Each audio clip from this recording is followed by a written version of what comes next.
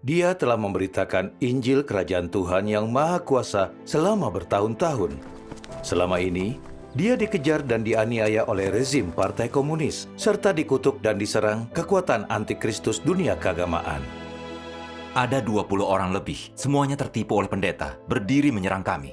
Aku merasa sangat gelisah.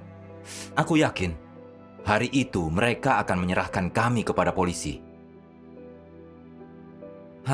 Ini pertama kali aku mengalami hal seperti itu. Jadi aku tidak tahu harus apa. Lalu aku ingat firman Tuhan. Bersediakah engkau berjuang demi kasihmu kepada Tuhan untuk menyelamatkan orang-orang yang bertahan ini? Tidak bersediakah engkau mencurahkan segenap tenagamu untuk membalas kebaikan Tuhan yang mengasihi manusia seperti darah dan dagingnya sendiri? Melalui pengalaman ini, aku benar-benar dapat merasakan bahwa Tuhan mengendalikan segalanya. Dan segila apapun kekuatan jahat iblis, mereka tidak akan pernah mampu menghentikan perluasan pekerjaan Tuhan.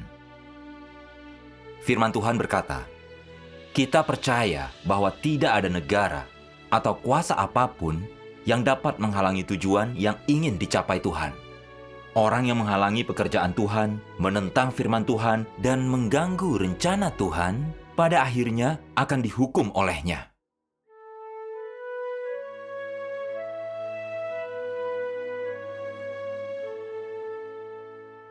Selama bertahun-tahun kau telah bersaksi tentang Tuhan yang Maha Kuasa pada akhir zaman. Dapatkah kau menceritakan beberapa pengalamanmu? Tentu.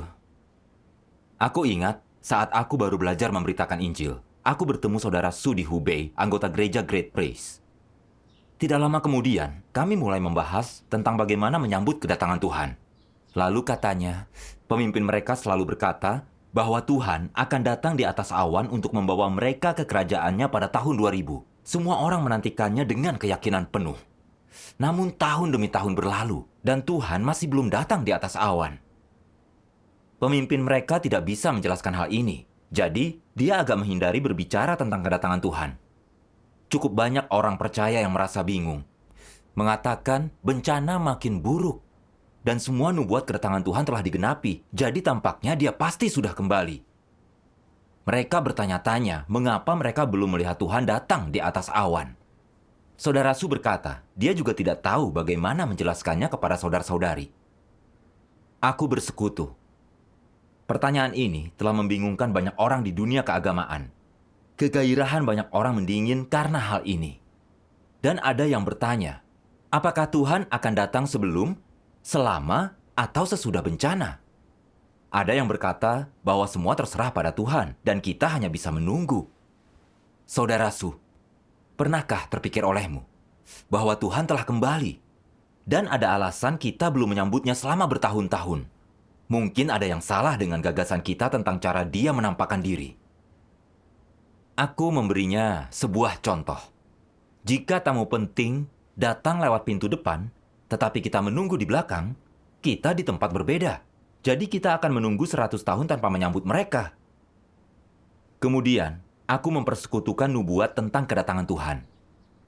Kubilang, semua orang yang mengenal Alkitab tahu bahwa tidak hanya ada nubuat tentang Tuhan yang datang di atas awan, tetapi ada juga tentang kedatangannya diam-diam sebagai anak manusia.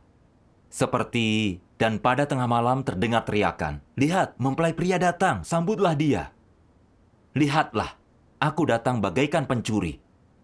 Sebab anak manusia akan datang pada waktu yang tidak engkau duga. Karena sama seperti kilat datang dari timur dan bersinar ke barat, demikianlah kedatangan anak manusia kelak. Semua ayat ini menubuatkan kedatangan Tuhan yang kedua kali sebagai anak manusia. Anak manusia selalu mengacu pada Tuhan dalam daging. Jadi, jika kita membatasi kedatangan Tuhan hanya di atas awan, bagaimana nubuat-nubuat tentang anak manusia itu akan digenapi? Lalu kubilang kepadanya, Tuhan kembali secara diam-diam terlebih dahulu, lalu menampakkan diri secara terbuka. Berdasarkan nubuat kitab suci, Tuhan akan terlebih dahulu menjadi daging pada akhir zaman, mengungkapkan kebenaran dan melakukan pekerjaan penghakiman di antara manusia. Mereka yang mendengar suara Tuhan dan menerima pekerjaannya pada akhir zaman akan diangkat ke hadapan tahtanya. Melalui penghakiman dan pentahiran firman-Nya, Tuhan akan membentuk sekelompok pemenang sebelum bencana. Dan setelah mereka dibentuk oleh Tuhan, pekerjaan Tuhan yang berinkarnasi di antara manusia secara diam-diam akan berakhir. dan dia akan menimpakan bencana untuk menghukum orang jahat. Setelah itu dia akan muncul di atas awan ke semua negara dan manusia. Mereka yang menatap ke langit, menantikan dia turun, akan kehilangan pekerjaan keselamatan Tuhan yang berinkarnasi. Jatuh ke dalam bencana, meratap dan menggertakkan gigi, yang akan menggenapi nubuat kitab Wahyu ini. Lihatlah, dia datang dengan awan, dan setiap mata akan melihatnya, juga mereka yang menikam dia. Dan semua orang di bumi akan meratap karena dia. Saudara Su benar-benar terkejut pada saat ini.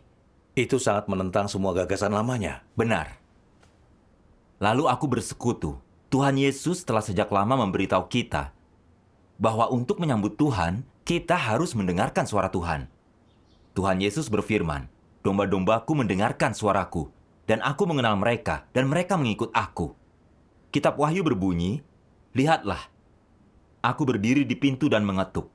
Kalau ada yang mendengar suaraku dan membuka pintu itu, aku akan datang kepadanya dan bersantap dengannya, dia bersamaku." Barang siapa memiliki telinga, hendaklah dia mendengarkan apa yang diucapkan Roh kepada gereja-gereja. Mengapa dikatakan 7 kali dalam kitab Wahyu bahwa kita harus mendengarkan Roh Kudus? Ini menunjukkan jalan kepada kita. Kunci untuk menyambut Tuhan adalah mencari perkataan Roh Kudus kepada gereja-gereja, mendengarkan suara Tuhan dengan seksama.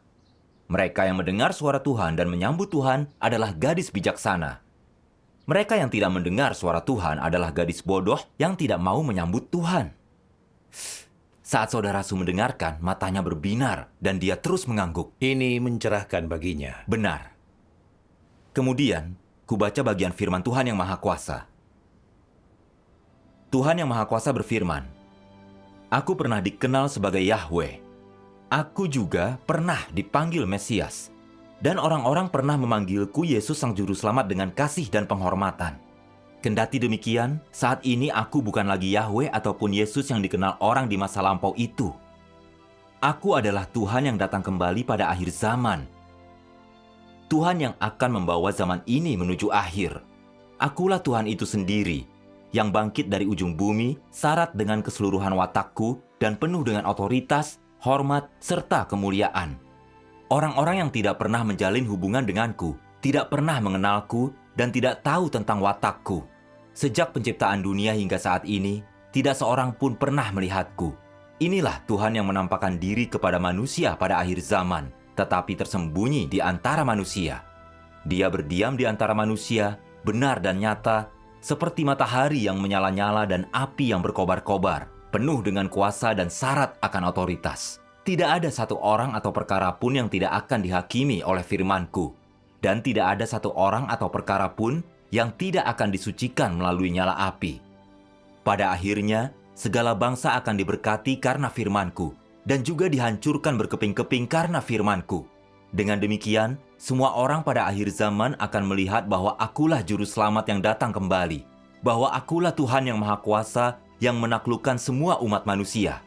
Dan semua orang akan melihat bahwa aku pernah menjadi korban penghapus dosa manusia. Tetapi pada akhir zaman, aku juga menjadi terik matahari yang menghanguskan segala sesuatu dan juga surya kebenaran yang menyingkapkan segala sesuatu. Inilah pekerjaanku pada akhir zaman. Aku memakai nama ini dan memiliki watak ini supaya semua orang dapat melihat bahwa akulah Tuhan yang benar, matahari yang menyala-nyala dan api yang berkobar-kobar. Supaya semua manusia dapat menyembahku, satu-satunya Tuhan yang benar. Dan supaya mereka dapat melihat wajahku yang sesungguhnya.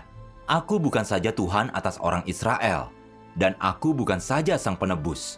Akulah Tuhan atas segala ciptaan di seluruh langit dan bumi dan lautan. Setelah itu, dia menjadi bersemangat dan berkata, "Firman ini sangat berotoritas. Pasti berasal dari Tuhan. Tidak ada manusia yang mampu berkata seperti itu." Katanya, "Dalam menantikan Tuhan, yang kuketahui hanyalah mendengarkan pendeta dunia keagamaan, tetapi aku mengabaikan pencarian perkataan Roh Kudus." Aku sudah sangat bodoh. Dia benar-benar mengerti. Iya. Aku senang melihat betapa baik dia memahaminya. Setelah itu, kami membaca lebih banyak firman Tuhan yang Maha Kuasa. Seperti misteri inkarnasi, Kristus melakukan pekerjaan penghakiman dengan menggunakan kebenaran. Mengenal 3 tahap pekerjaan Tuhan adalah jalan untuk mengenal Tuhan. Dan hanya Kristus akhir zaman yang bisa memberi manusia jalan hidup yang kekal. Saat membaca, Saudara Su berkata dengan emosional, Tuhan yang Maha Kuasa mengungkap semua kebenaran dan misteri yang belum pernah kita tahu ini setelah bertahun-tahun beriman. Ini adalah suara Tuhan dan firman Tuhan. Tuhan telah datang kembali. Akhirnya aku telah menyambut Dia setelah sekian lama. Aku harus segera menyampaikan kabar baik ini kepada saudara-saudari lainnya. Jadi, aku dan Saudara Su berangkat memberitakan Injil bersama. Kami mempertobatkan 20 orang lebih dengan cepat. Mereka semua berkata, betapa beruntungnya mereka dapat menyambut Tuhan dalam hidup mereka. Dan mereka ingin berkumpul setiap hari. Bagus sekali. Namun beberapa hari kemudian, aku pergi ke pertemuan bersama Saudara Yang. Dan saat aku masuk, ada sesuatu yang terasa aneh. Ada apa? Salah seorang dari mereka berlari ke arah kami dan berkata, apa kalian semacam mafia? Kalian mau memberitakan Injil atau berusaha dapat uang? Jika tidak menjelaskan, aku lapor polisi. Yang lain mengerumuni kami, dan beberapa berkata kami mencuri domba gereja mereka. Mengapa sikap mereka berubah drastis dengan begitu cepat? Para pemimpin di gereja mereka telah menyebarkan rumor dan kebohongan. Ini pertama kali aku mengalami hal seperti itu. Dan aku tidak tahu harus apa. Melihat 20 orang lebih begitu menentang kami, aku merasa gugup dan agak takut. Kupikir, mereka bertekad untuk melaporkan kami ke polisi. Dan jika kami jatuh ke tangan polisi, siapa yang tahu bagaimana kami akan disiksa? Tentu. Aku ingin keluar dari sana secepat mungkin. Dan aku berseru kepada Tuhan, memohon Dia untuk membimbing kami. Kemudian, aku teringat dengan firman Tuhan. Pernahkah terlintas dalam benakmu betapa sedih dan cemasnya hati Tuhan? Bagaimana Dia sanggup melihat manusia yang polos yang diciptakan dengan tangannya sendiri menderita seperti itu? Manusia, bagaimanapun juga, adalah korban yang telah diracuni. Meskipun manusia telah bertahan hidup, siapa yang mengetahui bahwa mereka telah lama diracuni oleh si jahat? Sudah lupakah engkau bahwa engkau salah satu dari korban-korban itu? Bersediakah engkau berjuang demi kasihmu kepada Tuhan untuk menyelamatkan orang-orang yang bertahan ini? Tidak bersediakah engkau mencurahkan segenap tenagamu untuk membalas kebaikan Tuhan yang mengasihi manusia seperti darah dan dagingnya sendiri? Firman ini benar-benar menyentuhku. Selama ini, aku menjadi sama seperti mereka setelah menerima Injil, mendengarkan semua kebohongan dari dunia keagamaan dan pemerintah PKT. Ada keraguan dan kekhawatiran. Dan saudara-saudari harus mengambil risiko ditangkap untuk bersekutu denganku berulang kali agar aku menurunkan kewaspadaanku. Sampai akhirnya aku memahami kebenaran, memperoleh kearifan, dan datang ke rumah Tuhan. Tuhan membayar harga yang mahal untukku. Tetapi aku ingin lari ketika menghadapi masalah, meninggalkan saudara-saudari itu begitu saja. Itu tidak manusiawi. Tuhan ingin aku membawa lebih banyak orang percaya sejati yang merindukan penampakan Tuhan ke hadapannya untuk menerima keselamatannya. Itu keinginan Tuhan yang mendesak. Jika saat itu aku menjadi pembelot, Tuhan pasti sangat terluka dan kecewa. Bagaimanapun, aku harus tetap tinggal dan sungguh bersekutu dengan mereka melakukan tugasku. Didorong oleh firman Tuhan, kukumpulkan keberanian dan berkata, saudara-saudari, aku memahami perasaan kalian. Kalian takut tersesat dalam iman. Kami telah mempersekutukan firman Tuhan setiap hari selama lebih dari 2 minggu. Pernahkah kalian melihat kami bertindak seolah kami bagian dari neraka? Renungkanlah hal itu. Setelah sekian lama, pernahkah kami mengambil sepeser pun dari kalian? Tidak pernah. Ada baiknya untuk berhati-hati dalam hal ini. Kuncinya adalah memahami prinsip membedakan jalan yang benar dan salah. Benar. Tanpa hal itu dan tanpa mencari kebenaran, tetapi selalu mendengarkan orang, kalian pasti akan berakhir di jalan yang salah. Kita semua tahu, saat Tuhan Yesus bekerja pada zaman kasih karunia, orang Farisi mengarang berbagai macam kabar bohong tentang Dia untuk menghalangi orang percaya mengikutinya. Katanya Yesus mengusir iblis dibantu Raja Setan, dan mereka bersaksi palsu bahwa Dia tidak bangkit. orang Yahudi yang tidak mendengarkan kebenaran Tuhan Yesus, tetapi dengan buta mengikuti pemimpin agama mereka untuk menentang dan mengutuk Tuhan Yesus bersama mereka, akhirnya memakukan dia di kayu salib, serta dikutuk dan dihukum Tuhan. Kini, Tuhan Yesus telah kembali sebagai Tuhan yang Maha Kuasa, mengungkap semua kebenaran untuk mentahirkan dan menyelamatkan manusia. Kalian telah mendengar firman Tuhan yang Maha Kuasa dalam pertemuan kita dan mengakui firman-Nya sebagai kebenaran yang berotoritas dan berkuasa. Semuanya jelas dari Tuhan. Namun kalian tidak merenungkan apakah firman Tuhan yang Maha Kuasa adalah kebenaran atau bukan. Atau apakah gereja Tuhan yang Maha Kuasa memiliki pekerjaan Roh Kudus. Tetapi hanya dengan buta mendengarkan pendeta menolak dan mengutuk Tuhan yang Maha Kuasa. Bukankah itu memakukan Tuhan di kayu salib lagi? Tuhan yang Maha Kuasa berfirman, kedatangan Yesus kembali adalah keselamatan besar bagi orang-orang yang mampu menerima kebenaran, tetapi bagi mereka yang tidak dapat menerima kebenaran, itu adalah tanda penghukuman. Engkau sekalian harus memilih jalanmu sendiri, dan jangan menghujat Roh Kudus dan menolak kebenaran. Jangan menjadi orang yang bebal dan congkak, tetapi jadilah orang yang menaati tuntunan Roh Kudus yang merindukan dan mencari kebenaran. Hanya dengan cara inilah engkau sekalian akan mendapatkan manfaat. Kusarankan agar engkau melangkah di jalan kepercayaanmu kepada Tuhan dengan berhati-hati. Jangan langsung mengambil kesimpulan. Terlebih lagi, jangan bersikap sembrono dan tak ambil pusing dalam kepercayaanmu kepada Tuhan. Engkau sekalian harus tahu bahwa orang-orang yang percaya kepada Tuhan setidaknya harus rendah hati dan menunjukkan rasa hormat. Mereka yang telah mendengar kebenaran tetapi menolak untuk menerimanya adalah orang yang bodoh dan bebal. Mereka yang telah mendengar kebenaran tetapi dengan sembarangan mengambil kesimpulan atau mengutukinya dipenuhi dengan kecongkakan. Tidak seorang pun yang percaya kepada Yesus pantas menyumpahi atau mengutuki orang lain. Engkau sekalian harus menjadi orang yang berakal sehat dan menerima kebenaran. Mungkin setelah mendengar tentang jalan kebenaran dan setelah membaca firman kehidupan, engkau yakin bahwa hanya 1 dari 10.000 perkataan ini yang sesuai dengan keyakinanmu dan Alkitab. Maka engkau harus terus mencari dalam 1 per 10.000 dari perkataan ini. Aku tetap menasihatimu agar engkau bersikap rendah hati. Jangan terlalu percaya diri dan jangan meninggikan dirimu terlalu tinggi. Dengan memiliki hati yang sedikit takut kepada Tuhan, engkau akan mendapatkan terang yang lebih besar. Jika engkau teliti mengkaji dan berulang-ulang merenungkan perkataan ini, engkau akan mengerti apakah perkataan ini merupakan kebenaran atau bukan.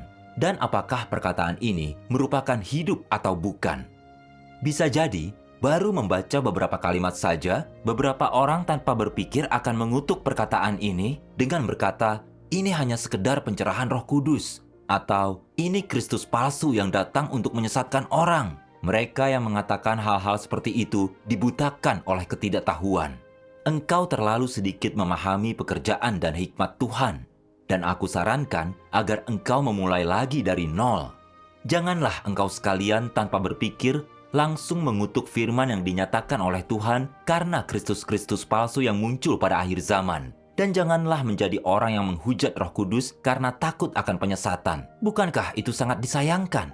Jika setelah banyak mengkaji, engkau tetap percaya bahwa firman ini bukan kebenaran, bukan jalan, dan bukan pengungkapan Tuhan, pada akhirnya engkau akan dihukum dan tidak mendapatkan berkat. Jika engkau tidak dapat menerima kebenaran yang disampaikan dengan begitu sederhana dan jelas ini, bukankah engkau tidak layak menerima keselamatan Tuhan? Bukankah engkau orang yang tidak cukup diberkati untuk kembali ke hadapan tahta Tuhan? Pikirkanlah hal itu. Jangan gegabah dan terburu-buru, dan jangan memperlakukan iman kepada Tuhan sebagai permainan. Berpikirlah demi tempat tujuanmu, demi prospekmu, demi hidupmu, dan jangan bermain-main dengan dirimu sendiri. Dapatkah engkau menerima semua perkataan ini? Sikap mereka melunak setelah mendengarkan firman Tuhan, dan secara diam-diam pergi satu persatu. Lalu saudara Lee yang menjamu kami memberitahu bahwa para petinggi di gereja mereka telah memberi buklet yang menentang kilat dari timur, yang mengatakan kami adalah kelompok neraka yang mengambil uang orang. Itulah yang menakutkan mereka semua. Katanya, aku tidak akan pernah menjamu kalian jika isi buklet itu benar. Tetapi karena persekutuan kalian sangat baik, aku tidak mau mengusir kalian. Dan kemana kalian akan pergi di tengah musim dingin? Ada sedikit makanan sisa yang bisa kalian makan. Dan kalian boleh bermalam di kamar loteng kalau kalian mau. Sikapnya sangat dingin. Benar, dia agak waspada. Saudara Yang berkata, hari ini mereka hampir menelpon polisi. Jika pemimpin mereka datang, siapa yang tahu nasib kita di tangan mereka? Di sini berbahaya, kita harus pergi. Aku juga merasa takut. Tetapi lalu kupikir, kami tidak boleh meninggalkan orang percaya baru ini begitu saja, karena mereka tertipu rumor. Pergi begitu saja di saat seperti itu akan menjadi akhir nasib mereka. Lalu, aku ingat satu bagian firman Tuhan. Engkau harus tahu apakah ada iman sejati dan kesetiaan sejati dalam dirimu. Apakah engkau telah menderita untuk Tuhan atau tidak? Dan tunduk sepenuhnya kepada Tuhan atau tidak? Jika tidak, engkau masih memiliki ketidaktaatan, kecurangan, ketamakan, dan keluhan. Karena hatimu jauh dari jujur, engkau tidak pernah menerima pengakuan positif dari Tuhan dan tidak pernah hidup dalam terang.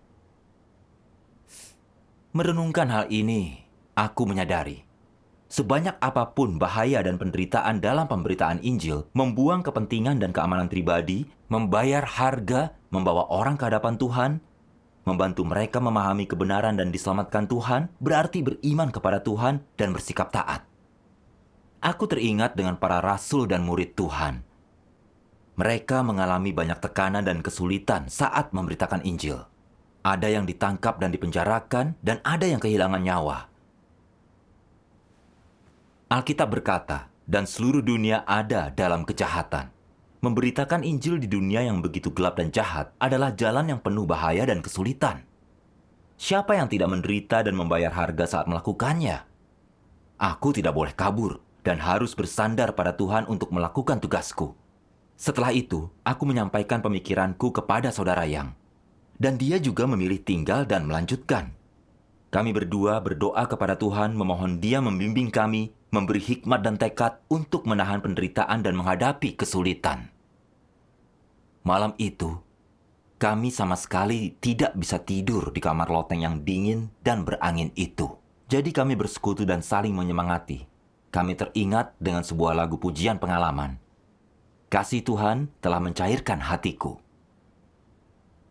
神啊，你的爱太实在，已融化我的心。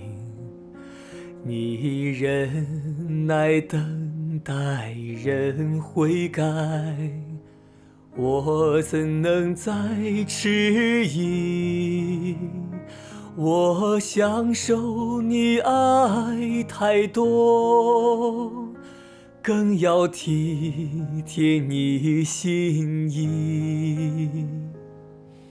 立定心志，追求真理，尽好本分，环抱你的爱，甘愿忍受失恋熬炼苦，站住见证满足你，真心爱你，凭你话而活，永远跟随你，见证你。 Menyanyikan lagu ini sangat menyentuh bagiku. Dan aku merasa bahwa meski kami menderita, Tuhan sungguh menyertai kami bersama kami melewati kesulitan ini. Dibandingkan dengan kasih Tuhan dan harga yang Dia bayar, penderitaan kami yang sedikit ini tidak layak disebut. Aku teringat bagaimana Tuhan telah berinkarnasi 2 kali untuk keselamatan kita. Sangat menderita. Tetapi aku mengeluhkan kesulitan terkecil saat memberitakan Injil. Aku mau kabur dan meninggalkan saudara-saudari itu. Aku tidak punya hati nurani atau nalar. Aku merasa berutang banyak kepada Tuhan. Aku berdoa, siap memberikan yang terbaik untuk mendapatkan mereka kembali. Perasaanku membaik saat memikirkannya seperti itu. Keesokan harinya, seperti biasa kami membantu saudara Lee memotong rumput untuk makanan babi. Kami mendengar seorang rekan kerja gereja di dapur berkata kepada saudara Lee, "Aku sama sekali tidak bisa tidur semalam. Aku memikirkan dua saudara yang telah memberitakan Injil kepada kita beberapa minggu ini. Mereka tidak tampak seperti kata buklet itu tentang mereka." Kita mengumpulkan sedikit uang untuk ongkos mereka, tetapi mereka tidak menerimanya dan memberi buku secara gratis. Mereka bilang air kehidupan diberikan kepada orang secara gratis. Apa yang mereka khotbahkan juga luar biasa. Ini mendidik kita semua, dan kini kita memiliki iman. Dia melanjutkan, "Kapan kau pernah melihat saudara-saudari begitu bersemangat untuk berpartisipasi dalam pertemuan? Ini adalah pekerjaan Roh Kudus." Namun pendeta kita sebenarnya tidak bersekutu, tetapi selalu meminta lebih banyak persembahan. Dan kita harus menyajikan mereka makanan enak. Para saudara ini memberi contoh lebih baik dari pendeta kita. Lalu kata saudara Lee, "Aku juga tidak bisa tidur. Mereka tidak pernah menolak makanan dan minuman yang sangat sederhana. Dan siap membantu apapun. Mereka seperti keluarga. Dan sama sekali tidak seperti kata pemimpin kita. Kemarin, dipengaruhi oleh para pemimpin, aku hanya memberi setengah mangkuk makanan sisa dan menyuruh mereka tidur di kamar loteng lusuh itu. Aku tidak tahu bagaimana mereka menahannya dengan cuaca sedingin ini. Aku seharusnya tidak begitu. Katanya, aku telah memutuskan, meskipun yang lain tidak menerima Tuhan yang Maha Kuasa, aku menerimanya. Kata rekan itu, setelah sarapan, dia akan mengajak semua orang berkumpul. Itu sungguh tidak terduga. Benar. Kami sangat senang ketika mendengar percakapan mereka. Dan diam-diam bersyukur kepada Tuhan berulang kali. Melalui lebih banyak persekutuan, semua saudara-saudari itu memulai kembali pertemuan secara normal tanpa kehilangan seorang pun. Untung kalian tetap tinggal. Benar. Mereka bersemangat memberitahu kami bahwa mereka hampir tertipu oleh pendeta mereka, hampir kehilangan kesempatan menyambut Tuhan. Saat pendeta mereka melihat kebohongan mereka gagal, mereka berusaha keras menghalangi jemaat mereka dari jalan yang benar. Suatu hari, ketika mengunjungi saudara Su, saat aku masuk ke rumah, dia tampak ketakutan dan berkata, "Kalian harus pergi." Kutanya ada masalah apa? Dan katanya, para petinggi mereka tahu kami ada di sana untuk memberitakan Injil dan bertekad untuk menangkap dan membawa kami ke kantor polisi, bahwa dia tidak bisa melindungi kami, jadi kami harus pergi. Dia memberitahu kami bahwa ketika kami memberitakan Injil di rumahnya, salah satu pemimpin gereja mereka bilang akan menangkap kami dan sudah berangkat, tetapi karena kecelakaan dia tidak datang. Kami hampir ditangkap. Kalian benar-benar dalam bahaya. Benar. Sejujurnya, aku sangat takut pada waktu itu dan berpikir untuk pergi. Namun lalu kupikir, jika kami pergi dan menyerah begitu saja, itu berarti membiarkan iblis menang. Iya. Dan dengan demikian, Injil tidak bisa diberitakan di sini. Dengan pemikiran ini, aku segera memanjatkan doa. Kemudian, aku ingat bagian firman Tuhan ini. Dari semua peristiwa di alam semesta, akulah yang menjadi penentu keputusan. Apakah ada sesuatu yang tidak berada di tanganku? Kita percaya bahwa tidak ada negara atau kuasa apapun yang dapat menghalangi tujuan yang ingin dicapai Tuhan. Orang yang menghalangi pekerjaan Tuhan, menentang firman Tuhan, dan mengganggu rencana Tuhan, pada akhirnya akan dihukum olehnya. Ini memberiku iman dan kekuatan. Segala sesuatu berada di tangan Tuhan, dan tidak ada kekuatan yang mampu menghentikan pekerjaannya.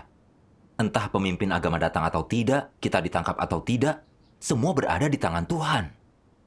Saat mereka bertekad menangkap kami, tetapi berbalik di tengah jalan, bukankah semua itu perbuatan, rencana, dan pengaturan Tuhan yang hebat? Tentu. Aku harus melewatinya mengandalkan imanku dan dengan hikmat bersandar pada Tuhan. Hanya melalui iman aku mampu melihat perbuatan Tuhan. Setelah memahami kehendak Tuhan, aku bersekutu dengan saudara Su menggunakan firman Tuhan, lalu dia tidak terlalu takut lagi. Dia memberitahu bahwa kami harus bersembunyi di rumah saudara Lee. Apakah pendeta gereja mereka melaporkan kalian ke polisi setelah itu? Iya. Suatu hari, dalam perjalanan ke rumah saudara Li, kebetulan aku bertemu salah satu tetangganya. Dia menghentikanku dan bilang, "Apakah kau tidak takut? Kemarin sekelompok polisi mencarimu. Mengapa kau kembali padahal mereka baru pergi?" Aku sadar mereka telah menelepon polisi. Dan penasaran apa mereka telah menangkap saudara Yang. Aku bergegas ke rumah saudara Li. Dan menghela napas lega saat kulihat semua orang di sana. Mereka bilang bahwa polisi telah mencari 2 penginjil luar kota dari rumah ke rumah. Dan menggeledah rumah saudara Li luar dan dalam. Saat itu, saudara Yang sedang memasak di dapur. Polisi mengabaikannya, mengira dia orang setempat. Sungguh perlindungan Tuhan. Benar. Ketika mendengar tentang hampir tertangkapnya saudara Yang, aku bersyukur kepada Tuhan berulang kali. Kami dapat melihat perbuatan Tuhan setiap saat dimanapun. Para pemimpin agama mereka dan pemerintah PKT berusaha keras menghentikan pengabaran Injil. Tetapi saudara-saudari itu tidak mundur. Mereka telah melihat kemunafikan pendeta mereka yang menentang Tuhan dan jadi lebih arif. Tekad mereka mengikut Tuhan yang Maha Kuasa dikuatkan. Hikmat Tuhan benar-benar dilakukan berdasarkan tipu daya iblis. Iya, aku secara pribadi mengalami kebenaran pepatah itu. Pernahkah kau menghadapi banyak situasi berbahaya seperti itu saat memberitakan Injil? Pernah. Selalu ada risiko dilaporkan atau diserang oleh pemimpin agama atau ditangkap polisi. Namun seringkali aku dapat melihat bimbingan Tuhan dan perbuatannya yang ajaib dalam memberitakan Injil. Suatu kali, di Provinsi Hunan, seorang pemimpin tingkat menengah di gereja rumah Saudari Chiang dan rekannya Saudara Chen menerima pekerjaan Tuhan pada akhir zaman. Kemudian, memberitakannya kepada jemaat gereja mereka. 100 orang lebih bergabung dengan cepat. Suatu hari, seorang saudara datang memberitahu kami bahwa saat pemimpin mereka yang lain tahu begitu banyak orang telah menerima pekerjaan Tuhan pada akhir zaman, mereka marah besar dan berencana mengendarai truk berisi 20 orang lebih untuk menangkap orang-orang kilat dari timur dan mengatakan mereka akan menangkap semuanya. Ini adalah hal yang sangat menegangkan untuk didengar. Dan aku mau memastikan semua jemaat kami aman dan para orang percaya baru tidak ketakutan. Aku segera memanjatkan doa kepada Tuhan. Tuhan yang Maha Kuasa, saat dahulu aku menghadapi bahaya, aku selalu dengan egois melindungi diri sendiri. Aku telah mengalami begitu banyak pekerjaanmu dan melihat begitu banyak perbuatanmu. Aku percaya semuanya berada di tanganmu. Kali ini, aku tidak akan berbalik dan lari, tetapi aku akan mengambil tanggung jawabku dan melakukan tugasku. Kami bekerja sepanjang malam untuk memberitahu semua orang yang memberitakan Injil dan bersiap menghadapi tantangan itu dengan bersandar pada Tuhan. Apakah mereka datang keesokan harinya? Tidak, aku sungguh melihat tangan Tuhan di sana. Esok harinya, saat aku membuka pintu, semuanya putih. Salju tebal telah memblokir semua jalan dan semuanya membeku. Semua pendeta itu tinggal di kaki gunung dan tidak mampu mendaki gunung sebanyak apapun orang yang mereka kumpulkan. Kami dapat terus memberitakan Injil tanpa khawatir sedikit pun. Aku melihat betapa ajaibnya perbuatan Tuhan. Semua orang sangat gembira dan bersyukur kepada Tuhan tanpa henti. Syukur kepada Tuhan. Karena terjebak di balik gunung, mereka tidak bisa menghentikanmu memberitakan Injil ya? Mereka tidak menyerah begitu saja. Keesokan sorenya, ketika kami bertujuh berkumpul di rumah saudari Chiang, putranya tiba-tiba pulang bersama kekasihnya. Rumahnya terlalu kecil untuk kami semua. Jadi kami harus memindahkan pertemuan itu ke rumah terdekat. Tidak lama setelah kami pindah, saudari Chiang menerima telepon. Dan kami bisa mendengar seorang polisi berteriak, "Ini polisi! Di mana kau? Kami sudah mengepung rumahmu." Polisi mengepung rumah yang tadi kami pakai untuk berkumpul. Jika bukan karena perubahan menit terakhir itu, kami semua pasti telah ditangkap. Mengapa polisi tiba-tiba muncul? Seseorang melaporkan bahwa saudari Chiang telah menculik Liu Jing. Liu Jing? Iya, dia adalah orang percaya baru yang membantu kami memberitakan Injil. Saudari Chiang menyerahkan telepon itu kepada Liu Jing. Polisi mengajukan beberapa pertanyaan, memastikan dia tidak diculik, lalu menutup telepon. Siapa yang melaporkan itu? Ketika saudari Chiang bertanya, polisi berkata yang melaporkan adalah orang percaya lainnya. Saudari Chiang marah besar saat menutup telepon dan berkata, "Pendeta kita sungguh keterlaluan. Mereka orang percaya dari mana? Bagaimana mereka bisa mengarang kebohongan agar kita ditangkap? Wow. Aku bersekutu dengannya. Bahwa 2000 tahun yang lalu ketika Tuhan Yesus datang, orang Farisi ingin melindungi status mereka. Jadi mereka mengarang kebohongan tentang Tuhan Yesus, memfitnah dan menangkap dia. Mereka menyerahkan dia ke tangan gubernur Romawi dan menyalibkan dia. Mereka disingkapkan sebagai antikristus melalui pekerjaan Tuhan. Para pendeta dan penatua agama adalah mereka di masa kini. Melihat Tuhan yang Maha Kuasa datang untuk menyelamatkan manusia, mereka tidak menyerahkan domba Tuhan kepadanya. Saat melihat begitu banyak orang mengikutinya, mereka takut kehilangan kedudukan. Sehingga mereka melapor ke polisi agar menangkap saudara-saudari. Apa bedanya mereka dengan orang Farisi? Bukankah mereka hamba jahat, antikristus yang disingkapkan pekerjaan Tuhan pada akhir zaman? Penganiayaan mereka memberinya sebuah kearifan. Benar. Karena situasinya mendesak, tidak ada waktu melanjutkan persekutuan. Ada begitu banyak orang percaya baru di desa pegunungan itu yang belum memiliki dasar kuat. Jika pendeta gereja itu mengganggu atau menangkap mereka, mereka akan sulit berdiri teguh. Jadi kami mulai membuat rencana memberi dukungan kepada mereka secepatnya.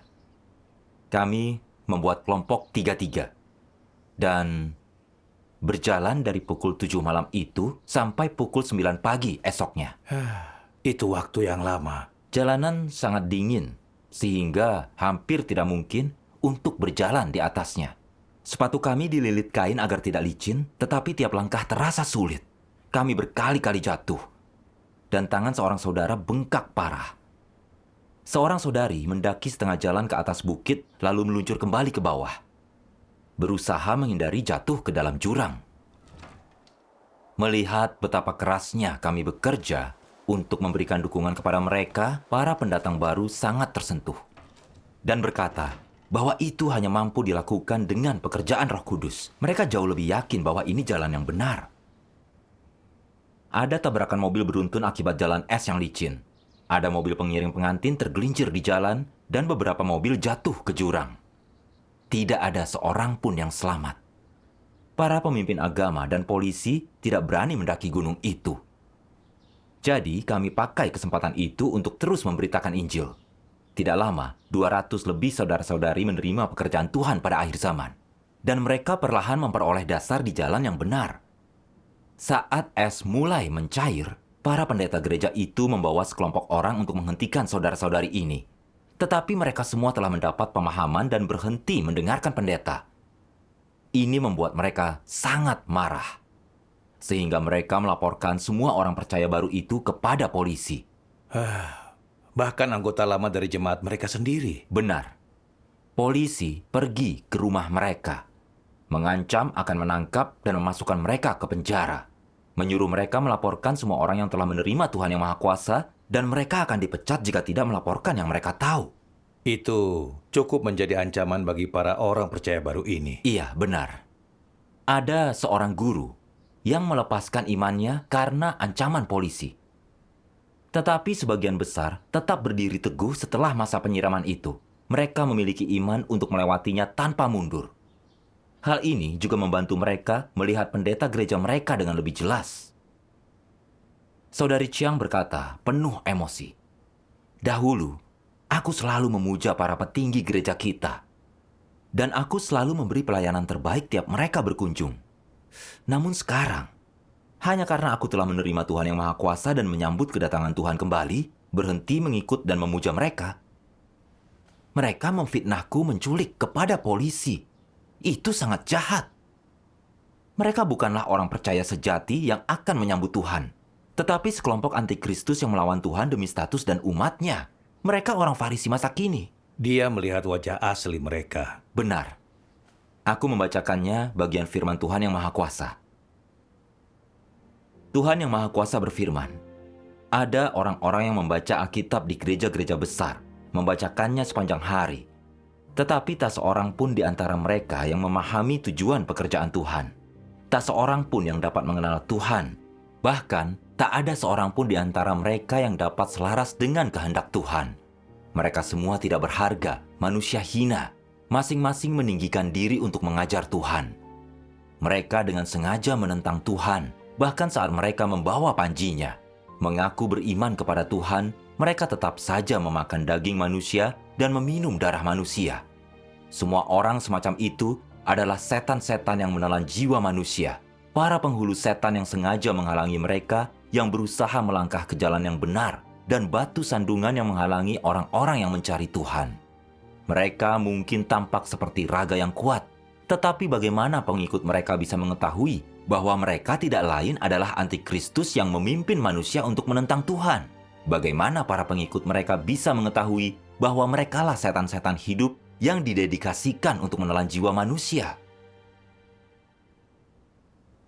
Gabungan fakta dan firman Tuhan memperlihatkan kepada semua orang bahwa pemimpin agama melayani Tuhan secara teori, tetapi nyatanya mereka hanya mengincar status. Mereka mengendalikan orang-orang percaya dengan kuat, tidak mau mencari atau menyelidiki saat mendengar Tuhan telah datang kembali. Mereka hanya takut kehilangan status dan manfaatnya. Mereka menghalangi orang percaya menerima jalan yang benar, mengarang kebohongan untuk menyesatkan dan menakuti orang, bahkan melapor ke polisi untuk menangkap jemaat gereja Tuhan yang Maha Kuasa. Bukankah mereka setan-setan yang menelan jiwa manusia dan penghulu setan yang sengaja menghalangi mereka yang berusaha menempuh jalan yang benar? Jika Tuhan tidak mengatur segala sesuatu untuk menyingkapkan mereka, siapa yang akan melihat natur dan esensi antikristus mereka? Meski pendeta mereka secara gila-gilaan berusaha menghalangi mereka, mereka semua tetap teguh dan melihat sifat asli pendeta mereka. Itu adalah hikmat dan kemahakuasaan Tuhan. Tentu, meskipun kau telah banyak menderita saat memberitakan Injil, kau telah melihat begitu banyak perbuatan Tuhan. Iya. Selama bertahun-tahun ini, aku bukan hanya mendapat hikmat dan wawasan, tetapi imanku telah menjadi makin kuat. Dan aku makin melihat jelas dunia keagamaan dan para pendeta menentang Tuhan. Aku pribadi telah mengalami bahwa Tuhan itu Maha Kuasa dan mengendalikan segalanya. Segila apapun kekuatan jahat iblis, mereka tidak akan pernah menghentikan perluasan pekerjaan Tuhan. Sebagaimana Tuhan berfirman, sekarang ini Tuhan telah datang kembali ke dunia untuk melakukan pekerjaannya. Perhentian pertamanya adalah contoh pemerintahan yang diktator, Tiongkok, benteng ateisme yang kokoh. Tuhan telah mendapatkan sekelompok orang melalui hikmat dan kuasanya. Saat ini dia telah diburu oleh partai yang berkuasa di Tiongkok dengan segala cara dan sangat menderita, tanpa tempat untuk meletakkan kepalanya dan berteduh. Meskipun demikian, Tuhan masih terus melanjutkan pekerjaan yang ingin dilakukannya. Dia memperdengarkan suaranya dan mengabarkan Injil. Tidak seorang pun yang mampu menyelami kemahakuasaan Tuhan. Di Tiongkok, negara yang menganggap Tuhan sebagai musuh, Tuhan tidak pernah berhenti bekerja. Sebaliknya, semakin banyak orang telah menerima pekerjaan dan firman-Nya. Karena Tuhan menyelamatkan setiap umat manusia semaksimal mungkin. Kita percaya bahwa tidak ada negara atau kuasa apapun yang dapat menghalangi tujuan yang ingin dicapai Tuhan. Orang yang menghalangi pekerjaan Tuhan, menentang firman Tuhan, dan mengganggu rencana Tuhan, pada akhirnya akan dihukum olehnya. Selama bertahun-tahun di jalan ini, aku sungguh telah melihat kemahakuasaan, hikmat, dan perbuatan ajaib Tuhan. Aku sangat bersyukur kepada Tuhan.